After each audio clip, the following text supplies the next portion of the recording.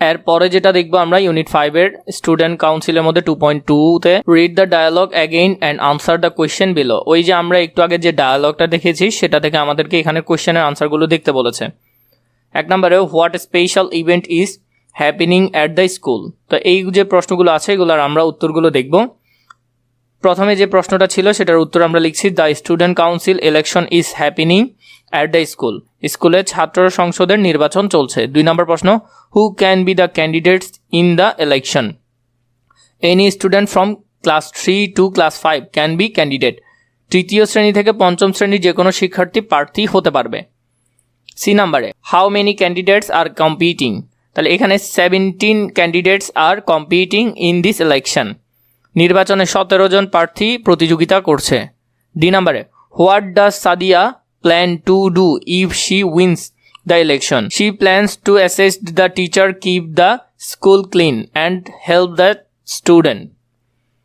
সে শিক্ষকদের সাহায্য করবে, স্কুল পরিষ্কার রাখবে এবং শিক্ষার্থীদের সহায়তা করবে। ই নাম্বারে what will you do in your school if you are elected in the student council election. If I am elected I will help the teachers keep the school clean and help my classmates. আমি যদি নির্বাচিত হই তাহলে আমি শিক্ষকদের সাহায্য করব, school পরিষ্কার রাখব এবং আমার সহপাঠীদের সাহায্য করব। 3.1-এ সিম্পল ফিউচার টেন্স। তো আমরা সিম্পল ফিউচার টেন্স এখান থেকে শিখব আজকে। In the dialogue, Sadia used the following sentence: I will assist the teacher to make our school a better place. এখানে I will also try to keep the school clean.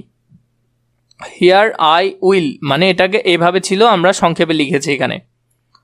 By using the expression will assist বা will try, Sadia means to do some actions in future after winning the election.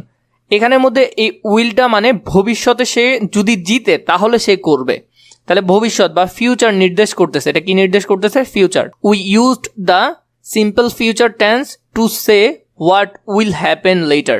You use the following structure from the simple future tense. তুমি যদি simple future টেন্সের মধ্যে কিছু বলতে চাও ভবিষ্যতের বিষয় নিয়ে, তার মধ্যে তাহলে এটা প্রথমে সাবজেক্ট থাকবে, সাবজেক্ট এখানে আই, অক্সিলারি ভার্ব তোমাকে উইল ব্যবহার করতে হবে, মেইন ভার্ব এখানে অ্যাসাইজড আছে, এরপরে বাকি যে সেন্টেন্সটা সেটা আছে।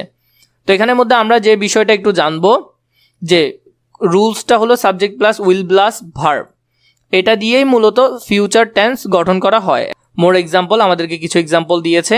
I will visit my uncle house next week. Next week পরবর্তী সপ্তাহে সে যাবে, তো নিশ্চয়ই ফিউচার টেন্স। আর এখানে উইল আছে, উইল দেখে আমরা কি বুঝলাম? Future tense. ভিজিট এটা একটা verb. He will finish this homework by tomorrow. সে আরও পরে করবে, আজকের না, টুমোরোর কাজ এটা। তাহলে এখানে উইল ব্যবহার করতে হবে। যখনই তুমি ফিউচার সম্পর্কে কিছু বলবে তখনই তোমাকে কি ব্যবহার করতে হবে? এই যে স্ট্রাকচারটা দেখতেছো, স্ট্রাকচারটা ব্যবহার করতে হবে। খুবই গুরুত্বপূর্ণ। এই না যে মুখস্থ করতে বলছি, তোমাদেরকে বারবার এই সেন্টেন্সগুলো বারবার পড়বে, দেখবে তখন তুমি বুঝে যাবে যে কিভাবে করতে হয়। 3.1.1-এ identify the words in the simple future tense and write them the blanks. One is done for you, যেমন he will swim the pond। এখানের মধ্যে will swim এটা হলো যে ভার্ব। এখানে আমরা এই যে যেগুলো আছে সেগুলো আমরা এখানের মধ্যে ভার্বগুলো লিখবো। তাহলে প্রথমটা যদি দেখি আমরা এখানের মধ্যে identify the verb simple future টেন্সের ক্ষেত্রে he will swim in the pond, তাহলে উইল সুইম এখানে আনসার হবে কি? Will swim. প্রথমটা উইল সুইম করেই দেওয়া আছে, পরেরগুলো দেখি আমরা। তো এরপরে সি নাম্বারটা I will B a teacher. এখানে উইল বিটা হলো ভার্ব। এখানের মধ্যে আই উড নট গো, তাহলে উড নট গো হবে, ওন্ট গো এটা হবে কি? যাবে না। তাহলে এখানের মধ্যে এটা হবে ভার্ব। ই নাম্বারের মধ্যে will you help me please, তাহলে উইল ইউ, তাহলে উইল ইউ হেল্প, এখানে উইল হেল্প এই দুইটাই হলো সাহায্য করবে, ভার্ব হিসেবে কাজ করতেছে।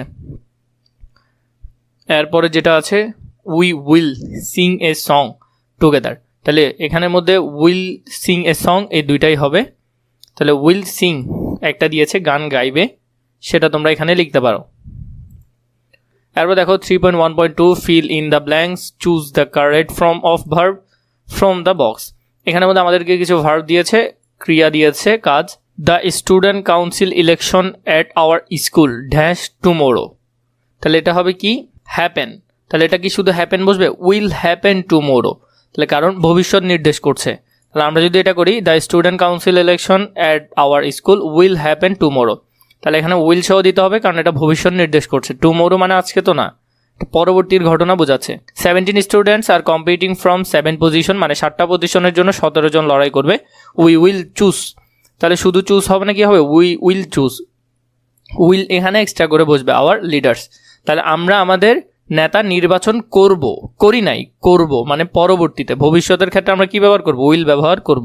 The elected student will help our teachers make the school a better place. The elected students will help, সাহায্য করবে না, উইল হেল্প ফিউচারে সাহায্য করবে, কারণ এখনও তো ও টিকেই নাই, টিকলে ভোটে গেলে এরপরে জিতলে এরপরে সে সাহায্য করবে ভবিষ্যতে। Also they will keep our school clean, তারা স্কুল পরিষ্কার করার জন্য সাহায্য করবে পরবর্তীতে। তাহলে এখানের মধ্যে যেগুলো আছে এগুলো তোমরা একটু দেখে নিবে, তার অর্থ এখানে দেওয়া আছে। এর পরবর্তীতে 4.1 মধ্যে imagine you are elected member of the student council, তুমি যদি স্টুডেন্ট মানে তোমাকে ইমেজ চিন্তা করতে বলতেছে, ইমেজিন যদি তুমি নিজেকে একজন, now write 5 sentence about your future plan from your school, use simple future tense to write your answer. তুমি যদি একজন সিলেক্টেড মেম্বার হও তাহলে তুমি কি করবে, তোমার ফিউচার প্ল্যান নিয়ে 5টা বাক্য তোমাকে লিখতে বলছে, 5 সেন্টেন্স তোমাকে লিখতে বলেছে। তাহলে এখানে যদি আমরা সেটা দেখি, I will help my teacher, আমি আমাদের স্কুলের টিচারদেরকে সাহায্য করব। এখানে কিন্তু উদাহরণগুলো আমি অর্থসহ দিয়েছি। I will keep my school clean, আমি আমার স্কুল বা বিদ্যালয় পরিষ্কার রাখবো। I will help my classmates, I will follow school rules, I will make my school a better place. তো এরকম করে তোমরা 5টা সেন্টেন্স লিখে ফেলতে পারবে।